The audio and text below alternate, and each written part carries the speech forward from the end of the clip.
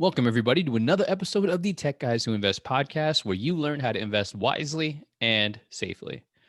Because the show is called Tech Guys Who Invest, one thing or a few things that Ab and I have in common are that we're both tech guys, right? At different jobs in tech, but we still both work in tech.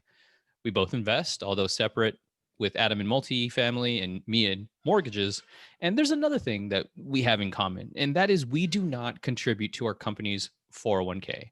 And Adam, I know that your company has a match for the 401k. Can you help the listeners understand why you don't contribute to your 401k, even with that quote unquote free money? Yeah, Kevin, that is a question that I thought about, and after doing a lot of research and discovery on the true benefits 401k and investing in 401k, even with the match, I decided to stop because I found out overall the I could do much better just by investing in real estate than I could by putting my money into the 401k. So that's kind of the bottom line. But there's some details in there. Why would you do that? Like, how does that work? How could it not be better when your employer is matching you dollar for dollar? It sounds like free money, right? It sounds great. Um, but in actuality, that money is not given to us. It's added to our account, right? And our 401k account, it's under the management control, Yeah. the 401k management company.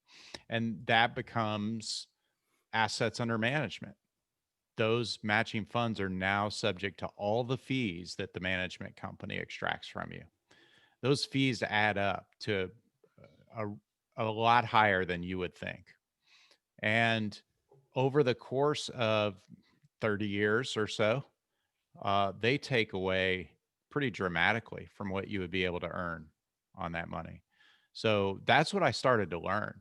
And the more I looked into this and more I was able to verify this, the more I realized, wow, on that alone, I could beat the heck out of it with my real estate investments.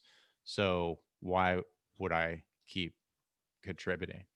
Then, Kevin, there are other things as well. So, um, staying on the fee topic for a minute, the benefits of compounding are greatly reduced because the fees, our basically the fees charged by these companies reduce our rate of compounding by the fee amount. So, for example, let's say that all the fees add up to 2.5%. And it'd be tough to even calculate that because so many of them are hidden. You and I have talked about this before, where it's difficult to discover what the fees even are.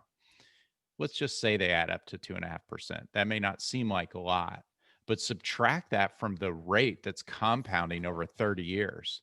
That's a lot of money. I mean, you could Mm-hmm. go from like a, you know, 8.5% rate down to like, 5.5, 6%. Right. And that's huge. We haven't even started talking about taxes yet. So Absolutely.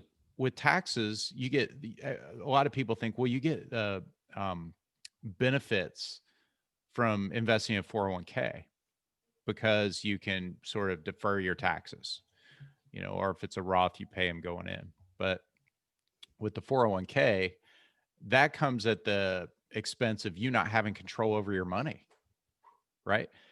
You are not able to get that money back out until you retire. Furthermore, those tax benefits they talk about are not nearly as good as they seem. Um, Basically, unless you retain, Tom Wheelwright says this, Robert Kiyosaki's tax guy.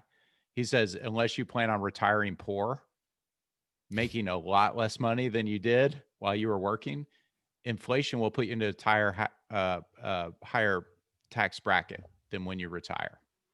And you're going to pay taxes based on that rate. Mm-hmm. Yeah. There's a lot of facts out there.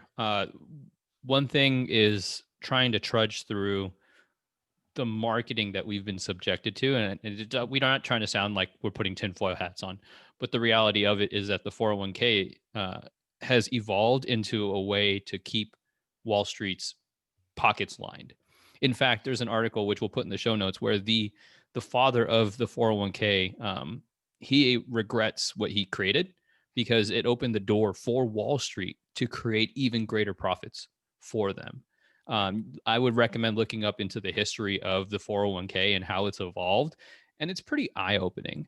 One thing that I don't like is they tell you that it's your money, but it's really not your money. And that to me is what's frustrating. And what I mean by that, here's a real world experience. When I was at my first job with Oracle, they gave a 401k. They had company match also, and I always taught, oh, max out your 401k, get that company match. That's free money, and that's kind of the only means of retirement you'll ever need. Well, that's a lie. In my opinion, I don't think that that's the best way to figure out how to retire. And when I left that company to go to another company, I was planning to use that 401k as a down payment for a property. I would love to house hack, and I could have used that money if I was still working at Oracle.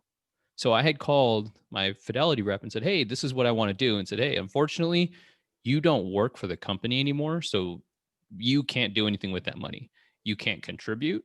You can't withdraw it, or you can't take out a loan. I mean, the only things you can do would be either to roll it over, let it sit there, or withdraw it and take that early prepayment penalty or whatever it is, not prepayment, the early withdrawal penalty."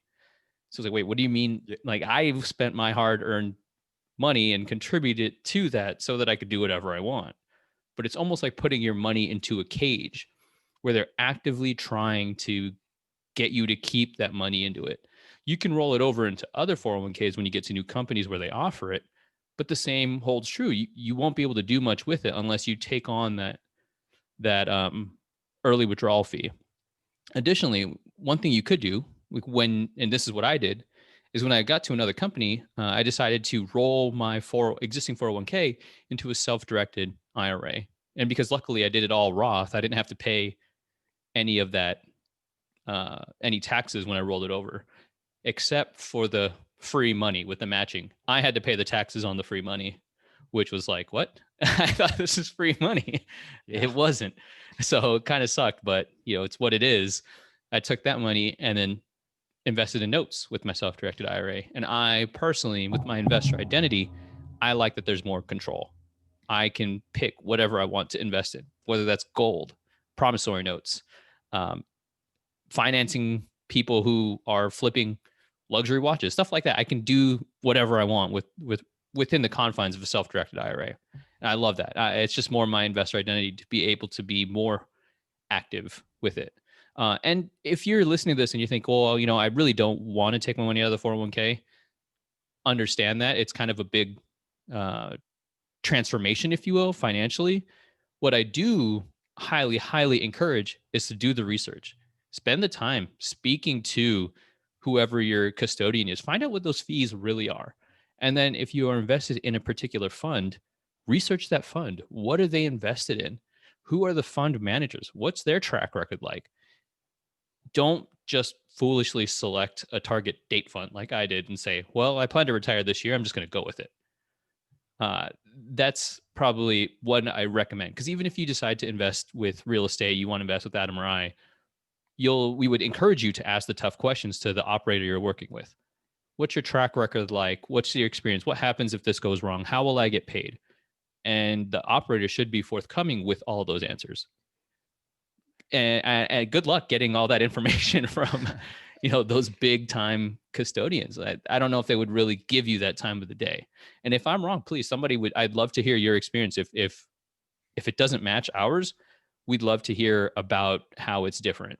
Now, a reason why you're not wrong, Kevin, and what you mentioned about them having your money in a cage until you retire is because the financial industry has been designed to keep your money. So those wealthy top players in the financial industry, like the hedge fund managers, the asset managers, those guys, they are using our money to generate real wealth, right? Right. I mean, they're generating that wealth off of the fees, off of other investments they're making with the money and things like that.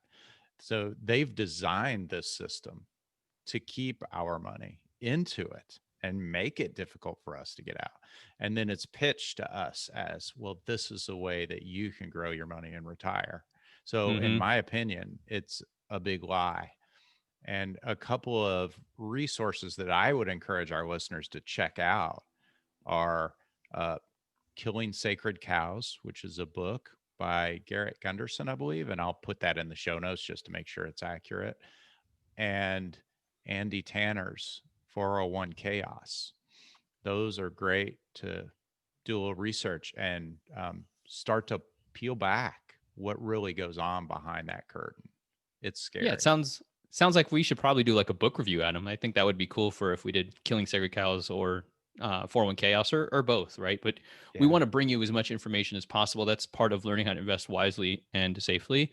And yes, there's an active component behind it, even though you want it to, even if you want to be a passive investor. Let's say you want to be passive partner in a multifamily syndication, or you wanted to partner up with somebody doing notes. The active component is you do the research on the person you're working with, right? And if you would do that with the person you're working with, why shouldn't you do that with your 401k, which is what they claim is supposed to be for your retirement, right? You should apply those same principles to that and really get as educated and informed as possible. And that's another frustration of mine is it's never broken down into simple terms that people can understand. The information, it just, and that bothers me because it's almost like you aren't actively trying to educate me. It's just I'm going to spew all these terms and these acronyms and all this lingo, and good luck. And yes, we have the internet. Yes, we can find that information out. But it gets overwhelming when you see all of these things. What is this fee? What is this percentage? I have no idea what this is. I, it just makes it extremely difficult to understand. And then you kind of just sit there, analysis paralysis, and say, forget it. I'm just going to leave my money here and hope for the best. Don't do that because that's no better than gambling, right? You're just sitting there hoping. Yeah, yeah, exactly. Good points, Kevin. And I've also heard from multiple people who said their financial advisor really tried to discourage them from moving their money into a self-directed. They hadn't heard of that, don't even know what it is, and you know wanted them to keep their money where it is. Well, of course they do, right? Right. They are getting incented on assets under management. And if you move your money and you take control of your money, then they don't get paid as much. So they are going to try to keep your money in the system as well. Yeah, I agree with you. And one thing that I would say that the 401k could be useful for is building discipline. If you can't save to invest, like let's say you were trying to build up enough money to buy your first rental property, if you can't manage to do that in a 401k, then the chances are it's going to be equally as difficult for you to build up that discipline to do it outside of a 401k. The automatic withdrawal does make it easier, and I would give it that where you kind of build up that discipline where it just automatically gets put away, and it's less impulsive in the aspect that you can't take it out without a penalty. Whereas if you had the money in the savings and you could just be like, I have $15,000, I'm gonna go spend it on something, right? With the 401k, it's more of a process. And then you have to take on a penalty of 10%. I think that's the last time I heard of it. And that is to the advantage. It kind of helps you put that money away somewhere. So let's say you have a 401k and you don't plan to work at this company you're at infinitely. You have a plan to leave in 2 years or whatever.